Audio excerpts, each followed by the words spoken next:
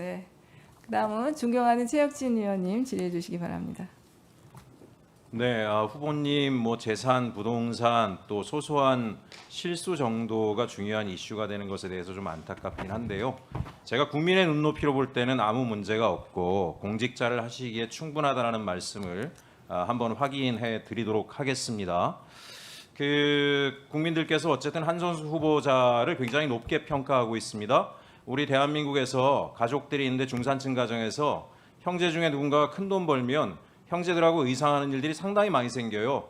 내가 돈이 많이 생겼으니까 부담스러워하고 거리 두고, 후보자님 보니까 동생들도 다 챙기고 밥 먹고 사는 문제도 다 지원해주고 부모님도 챙기고, 뭐가 문제입니까? 예? 지금 대한민국의 가장 큰 문제 중에 하나는 뭐냐면은 대한민국은 자유시장 경제를 유지합니다. 누구든지 불법을 하지 않는 한은 자유롭게 돈을 벌 수 있죠. 이게 시장의 논리입니다.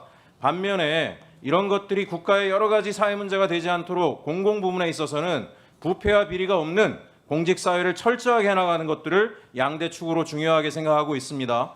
지금 저는 한국 사회의 가장 큰 문제 중에 하나가 뭐냐?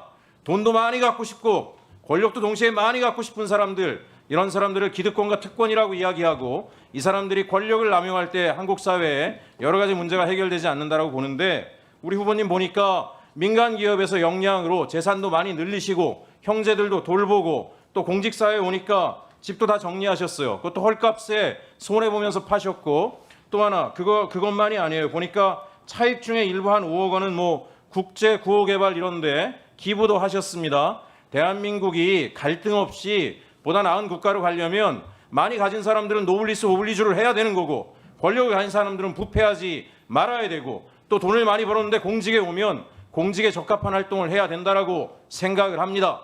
제가 국민의힘 의원들께서 이제 이 얘기 그만하셨으면 좋겠는 게, 제가 조금 전에 점심 먹으면서 우리 국회의원들 재산 순위를 쭉 찾아봤어요. 1등부터 11등까지의 9명이 국민의힘 의원들이세요. 아니, 저는 뭐 재산 가지고 문제 삼으려는 게 아니라 선수가 많으셔가지고 수십 년째 공직에 있었던 분들이 어떻게 이런 많은 재산을 모았는지 참 궁금해요. 심지어 국회 오시기 전에 우리 장동혁 대표 같은 분 보니까 판사를 하셨어요. 공무원 하시다가 국회 왔으니까 평생 공직을 하셨어요. 이분도 집을 6채나 가지고 있다가 이제 와서 문제가 되니까 일부 정리하고, 그런 거에 대해서는 아무 얘기 안 하고, 추경호 우리 대구시장 요번에 되셨잖아요. 어떻게 공무원 생활하면서 4, 5년 사이에 재산이 30억이 늘어납니까? 1년에 연봉이라는 게 빤한데 그런 것들 가지고 문제 삼아야지, 지금 민간 시장에 있다가 자기 점검들을 하고 자기 재산까지 정리하면서 적은 연봉 받고 공직에 오시는 분을 이렇게까지 털면서 인격을 모욕하는 짓은 국민들이 용납하지 않을 것이다 라는 말씀을 하겠습니다. 이 시간 이후로 그런 얘기 안 했으면 좋겠다는 말씀을 드립니다. 제가 총리께 하나 좀 말씀드리겠는데요. 만약에 총리가 되시면 아까 제가 잠깐 얘기 드렸지만 국가테러대책위원회 위원장을 겸직하시게 됩니다. 네, 굉장히 중요한 문제예요. 단지 제가 이재명 대통령이 대표 시절에 테러 당했던 그 문제에 대한 수사만으로 중요하다라고 이야기하는 게 아닙니다. 지금 저는 대한민국의 민주주의, 자유민주주의에서 굉장히 중요한 게 표현의 자유, 국민의힘 의원들도 계속 표현의 자유 이야기합니다. 그런데 극우 세력들이 법을 넘어서는, 선을 넘는 행동으로 표현의 자유를 망치고 있어요. 모욕, 혐오, 차별로 일반 국민들의 정상적인 의사표현, 정치적 표현, 사회적 활동들을 갖다가 자기들 입맛에 맞지 않으면 집단적으로 달려가서 모욕하고 혐오하고 이제는 폭력적 행동까지 불사하고 있습니다. 이런 것들을 이번에 총리가 되시면 엄격하게 저는 엄단해야 된다고 생각해요. 일베 이런 사람들 용납하면 안 됩니다. 저도 관련법을 발의를 했습니다. 국가에서 이런 것들을 엄밀하게 보지 않으니까 대한민국 민주주의가 흔들리니까 무슨 국적도 없는 인간들이 들어와서 대한민국 주권자까지 조롱하고 있어요. 이게 뭐하는 놈들입니까? 이 모스탄, 고든창, 도둑 이재명을 제거하라? 합법적 대통령이 아니다? 지가 뭔데 이런 얘기를 해요? 한미동맹을 해치는 일입니다. 오죽하면 트럼프 정부까지도 우리와 무관하다, 한미동맹 해칠 수 있다라고 선을 그었어요. 근데 일부 야당 의원들이 공항까지 나가가지고 이분들을 영접을 해요. 어떻게 이런 일이 대한민국에서 있을 수가 있습니까? 총리님, 엄단해야 됩니다. 적당히 봐주면 안 됩니다. 민주주의 질서를 지켜야 됩니다. 지금 우리나라 주식이 왜 올라가는지 아세요? 대한민국이 새로운 정부가 예측 가능한 나라를 만들어냈기 때문에 이 나라에 투자를 해도 내가 부당하게 자산상의 손실이 발생하지 않을 것이다라는 그 이유 때문에 기업도 성장하고 주가도 뛰는 겁니다. 그러면 이런 사람들 준동하지 않게 엄밀하게 관리를 하셔야 됩니다. 총리님 아시겠습니까?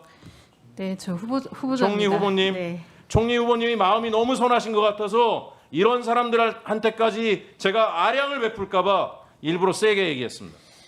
네, 답변 드리겠습니다. 저 표현의 자유를 넘어서 사실 사회가 용납할 수 없는 정도의 문제들에 대해서는 당연히 법적 조치가 필요하다고 생각합니다. 법과 원칙에 따라서 우리나라의 민주주의를 정치 테러로부터 보호하는 일들은 적극 나서겠습니다. 알겠습니다. 한 가지만 더 말씀드리면 아까 존경하는 박균택 의원님께서 129 여객기 참사 진상규명 관련된 말씀을 하셨어요. 이 안타까운 일이고 정부에 대한 신뢰의 문제입니다.